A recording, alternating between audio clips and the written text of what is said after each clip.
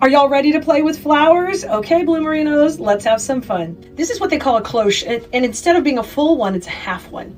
And it's got this neat whitewash and this cute little bird on top, but it's kind of on an elevated stand, so it's the perfect place to create a little arrangement in. In this kit, you get this base, and let me show you the beautiful colors we're using with this. We used some beautiful teal in an arrangement we did the other day, and I thought, you know what? I've got to use it again. We've got these gorgeous berries in here. So this is a pretty kind of between turquoise and teal. It's just a really, really pretty color. We're going to have a eucalyptus in here too with a bloom that matches it. So pretty on there. And then some fishtail ferns. So we don't have a ton of florals here because I'm going to try to kind of make this in the back. So I leave a little bit in the front to kind of add a little bit of mystery and interest. You know, I love to do that. I'm teaching design school like that every week about lines and direction and placement and how you tell a story with your work. That's exactly what we're going to do here today. So the first thing we're going to do to get started on here is we are going to need a little bit of styrofoam, and this is a particular kind. It's a floral foam, and you can get this at your craft store. It comes in big sheets or smaller blocks, and I work with it in design school all the time, and we save every little bit. So this is just a little block we had left over from another project, and I'm going to give that a dip in my glue, and then we're going to go ahead and place that down on our base. And I'm going to go way back here in the corner because I think it'd be fun to leave a little room, potentially maybe for a candle or something up front, and have a little open space in your design. And sometimes that's important, so that's what we're going to do today. Once our first part is in, we're good to start. We're going to want to grab some of our greenery. In that case, we're going to set our perimeter like we would teach in class when I'm teaching my more advanced students. We're going to do the same thing here. So what I want to do is take 3 pieces and we're going to push these up a little, okay? You can kind of hold it up to your container. There's only so far we can go here till we're going to hit the top of the birdie in the back there. So get them a little shorter than that, push them up because we want them to be nice and full and bushy. So I'm going to trim this part of the bush off. And you will need some wire cutters too. If you don't have some, grab some so you can cut these florals to go in here. So I'm going to take my first piece and just go right here in the back. And I love how it's a little wispy and moving forward. That's excellent. Now I'm going to take my second piece and I'm going to move this one a little bit away from the back. You see how I put a curve on it? Every time you put a piece in your work, you're going to do that. You're going to think about how can I add depth and direction and movement and dimension, depth, dimension, direction, dimension, all the D's. All right, I'm gonna come in this other side. Look how pretty that is. So we got a great base started, and when you look from the back, look how pretty that light green is on there. Oh, yes.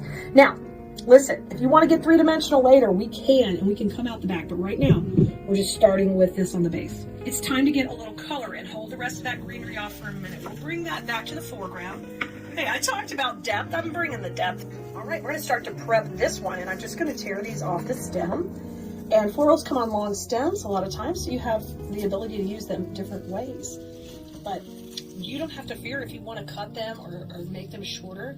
A lot of them are really beautiful. And when you do that, I always recommend kind of holding on to the stems that have a good wire, because those we can use, you know, for other support wires and in other projects.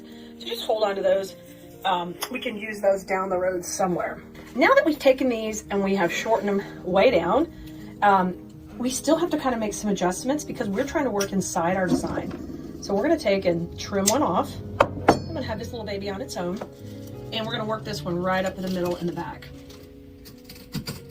And we're trying to keep this really beautiful and sweet so that we can have some empty space in the foreground.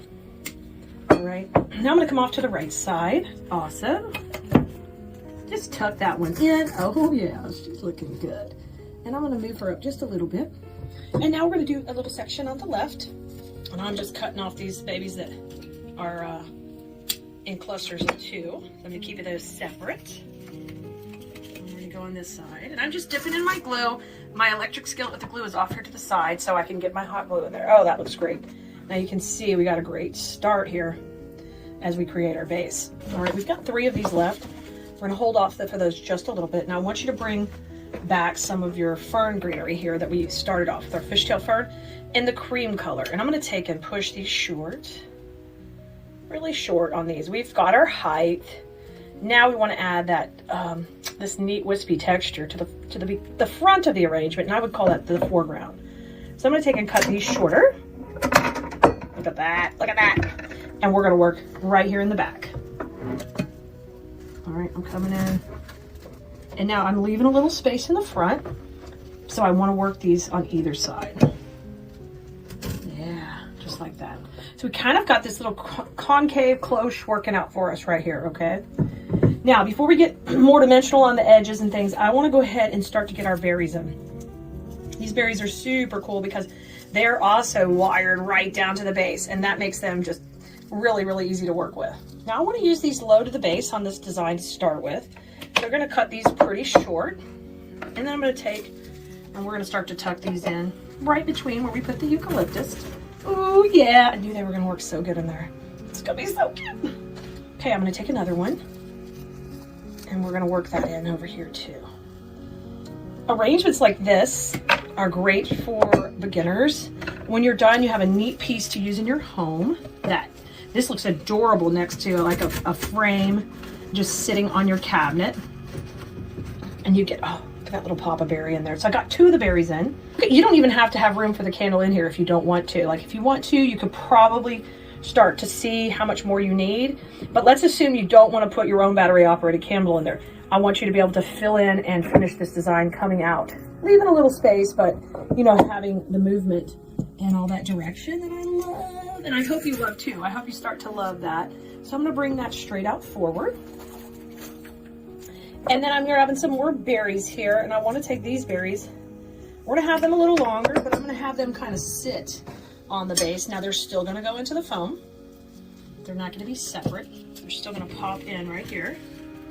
So that way nothing can break off or, oh yeah.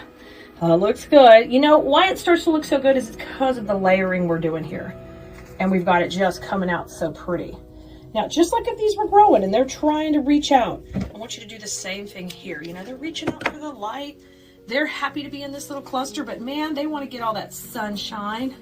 Y'all, these are artificial florals, so don't get all crazy on me. They don't really need sunshine. They don't need watering, but I want them to feel like they're real. Let's take another one and come on this left side and open these pretty berries up.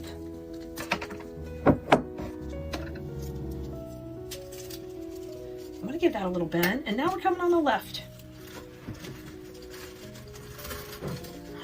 Yes, that's so beautiful. All right, I want one more eucalyptus kind of coming up and swooping around here. Oh yeah. Oh my gosh, look how good we're looking, y'all. Oh, it's so sweet. Now we're gonna break it up just a little with a couple of the fern in the center. One here coming out. And then I want a little more center left. Y'all, and when you grab this kit, don't forget, it will have a QR code that you can just scan with your phone, like you're gonna take a picture, and then it will come up to the link and you can come back and watch this video so you won't spend any time trying to find this again. Look how cute this is gonna be. Oh my gosh. Now I'm gonna take my last berry and I'm gonna use it up a little higher, and I'm gonna kind of guide our eye up here and remind us we've got that cute little bird on the top. And you could add whatever you wanted to this. If you had a battery operated smaller candle too, you could put it just right into that foam. If you had like instead of a pillar, like a taper, oh my gosh. It could just work in right between all of these. I went on the edge of the foam, but I got it. Okay, and this one I might open up a little bit more. And then these I might change them up by keeping a couple open, maybe some tighter. You can play with that.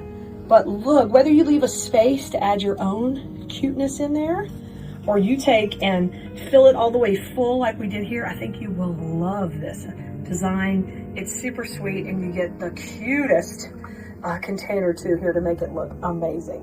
I hope you enjoyed making this with us, and I can't wait to see you having fun with flowers. Bye, Blue.